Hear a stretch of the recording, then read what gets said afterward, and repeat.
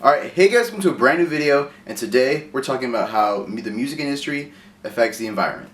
And I know, I'm sorry about the audio and different background. Again, it's like deja vu, unfortunately. Yeah, I got kicked out of school. But the reason I'm doing this subject is because, as you guys know, I do music and stuff. Oh really? I didn't know. And you didn't really introduce me. If you guys don't know, my name is... You don't have to. You've been introduced several times, bro. Yeah, but I mean... But like I said, because I'm connected to all this stuff, I'm just, that's why I'm doing, why the environment, or why the music industry affects the environment. What's so funny? Bruh, but it's not. Bro's trying to relate music to the environment because bro ran out of ideas. Shut up. Yeah, I'll shut you up. Bro. Alright. Anyway, let me hand this over to someone more experienced than me, because I can't be doing this, man. Oh, man. Hey, Gene Sauce. D here. Yeah, you're probably a better fit for that. Anyway, let's get into it. Now, the music industry surprisingly has a lot of environmental ties. Whether that be the materials that you have to do to make the instruments, or the live shows, or several other things. Live shows tend to use a lot of electricity, whether that be for pyrotechnics, smoke, and countless of lights. Music festivals as a whole are worse because not only do they have a lot of different stages where all the pyrotechnics and all the smoke and all the lights are in multiple stages rather than one, but also because it accumulates a lot of trash heaps. I went to Rolling Loud recently. You have to stand there and you're there with your trash. There's no trash cans really to throw stuff away, so a lot of people throw stuff on the floor. I saw it firsthand. Coachella, which happens every year, apparently produces 600 tons of waste. Let me repeat that. 600 tons. That's a lot of trash. But only about 20% get actually recycled. And as we know, trash affects the environment and all that stuff. Also, several artists contribute to destroying the environment. And when I mean destroy, I mean destroy. Over at the Asteroidpine channel, we love Beyonce, but for her last tour, she required over 160 vehicles just to move the stage from city to city. And that's just the stage. That doesn't count all the, wardrobes for people, the dancers themselves, the technicians, the engineers, all that stuff. All those people require vehicles to be moved. However, this does not light a candle to the person who is often compared to Beyonce, Taylor Swift. Now obviously we've all heard about her plane emissions, but I didn't know it was this bad. Taylor Swift's personal private jet to get her from place to place on a daily basis gives about 8,300 tons. Or that's basically everything that it produced last year. Tons of carbon emissions, by the way, I forget to say that. Again, that doesn't account for her team, anyone else, her family, it doesn't account for all that. That is her personal private jet. Keep in mind, we're only highlighting some artists and some festivals, but there are hundreds of tours and festivals that happen every single year. And so all that stuff, all the problems that we just listed are probably 100 times like the number that we listed for the last one. So think about that. All the smoke, all the lights, all the electricity is happening damn near on a daily basis throughout the whole summer. Even if you do a small show, that still requires a lot of energy. All the shows that people do at Idaho Arts require a lot of energy. And schools like Idaho Arts or Interlochen Arts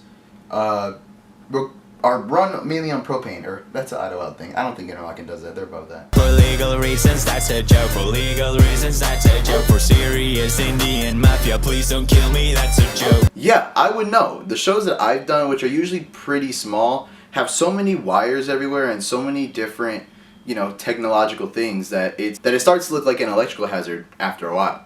Just because, of course, all the different stuff, the microphones, the mixing boards, the multiple lights that have to connect to one another that all have the same power source. It's a whole thing. You basically have to learn a whole new way of how to rewire and stuff and how to do all this stuff.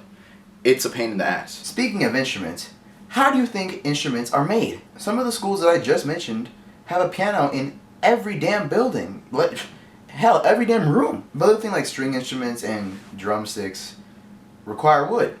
And instruments as a whole have some type of wood in them no matter what. And according to some sources, the amount of wood needed for these instruments is 3 slabs or 1.5 board of wood. They actually tried to limit the amount of wood they use on instruments back when plastic came out. It's kind of crazy to say back when plastic came out, like plastic came out. Like it's like a thing that like is like a newly released thing. That's just wild to think about. But basically, when plastic came out, it was treated as the next best thing. And they weren't switching to it because of the environment. Do you think that they cared about the environment in 1960, 30, 40, 50? You think they cared about the environment? They don't really care about it now. It's because plastic was easier to produce and make, which in turn made it much cheaper. And no one wants to spend money that they don't need to spend, of course, right? For a second, the world, and more specifically America, got very cheap in how they made certain things. And that ended up affecting instruments. Yeah, you can imagine that didn't go over very well with the musicians. Because they started making plastic everything. Drums, guitars, violins, drumsticks, even pianos. But here's the obvious misconception that these people had. The musicians and the business manufacturers weren't making the instruments out of wood because they felt like it. It's because it sounded better.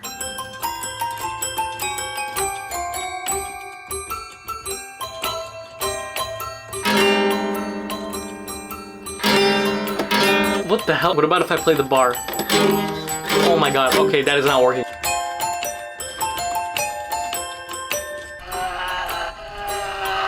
Oh, it's not pliable!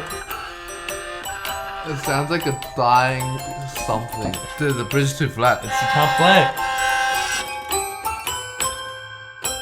They sounded like that. Obviously, the consumers who consumed the music didn't want to listen to instruments that sound like that, especially in a time where jazz was huge. So they just had to get rid of the plastic instruments. Like, it is what it is. Everything went back to wood. Aside from drumsticks, because it's just a thing that you hit a thing with. Like, it's not that deep. To put this in perspective, it's like if today they just decided that electrical keyboards are obsolete. And by the way, electrical keyboards are already there to replace pianos, but it didn't really work. But let's just say they decided that electrical keyboards are obsolete and they had to make a more plastic, cheaper electrical keyboard. And that was the norm, and you guys all had to play it. Any new electrical keyboard you get is a plastic, crappy electrical keyboard. I assume it wouldn't go over very well.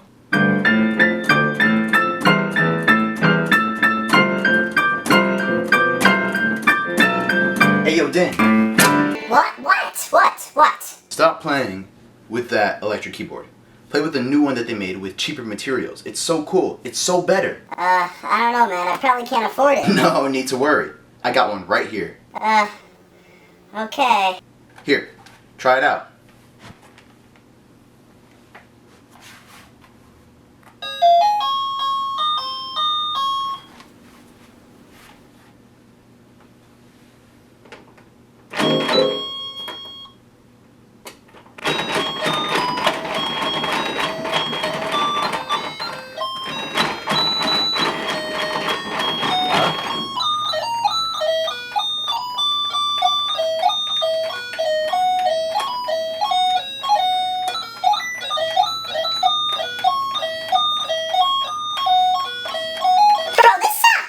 But it's cheaper.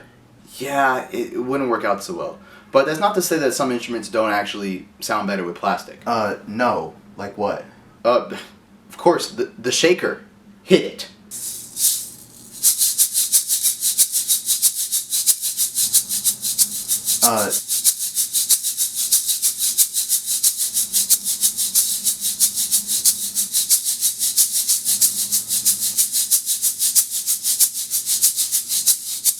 I mean, you can have like a...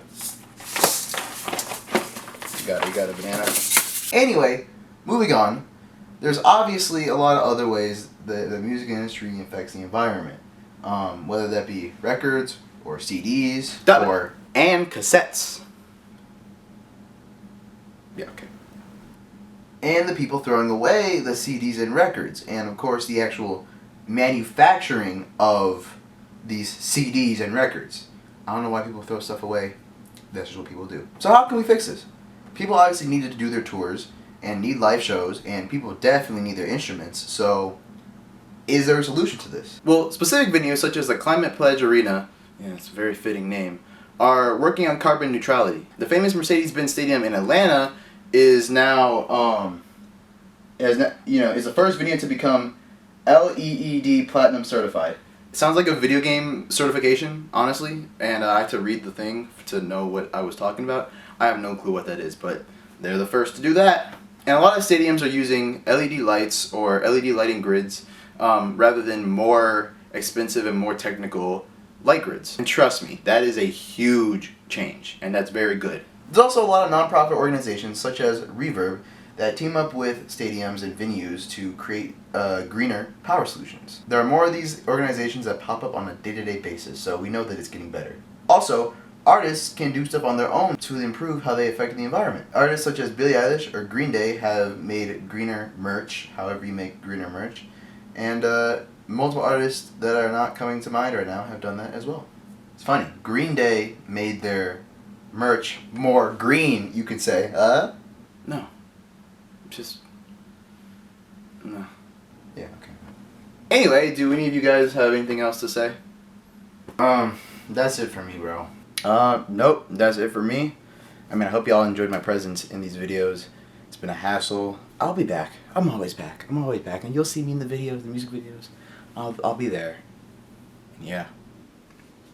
Well, then that's about it. I hope you enjoyed this video. If you did, please give it a thumbs up, subscribe. And this might be the last video that I do of this type. And, most of these were for school and educational purposes. So, I don't really have an incentive to keep doing them. I'm not going to be honest, but I'm not going to lie. But if I have any incentive to do a video like this again about any of my own personal feelings and my personal ideas and whatever I want to do, I'll continue to do it. And I will continue to upload on this channel because they expelled me from school and I can't do music anymore basically. So YouTube, I'm back. And I'll be doing more videos hopefully on this channel and my main channel and Team Advance hopefully. And yeah, it's been fun. It's been a fun journey and it's kind of bittersweet that this is the last one. But it is what it is, man. And it's the last one in a different environment. Who would have thought? Anyway, hope you enjoyed the video. Do a thumbs up. I already said that.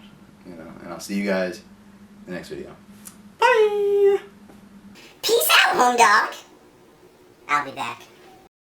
Over at that... Oh, what the hell was that? Oh my god.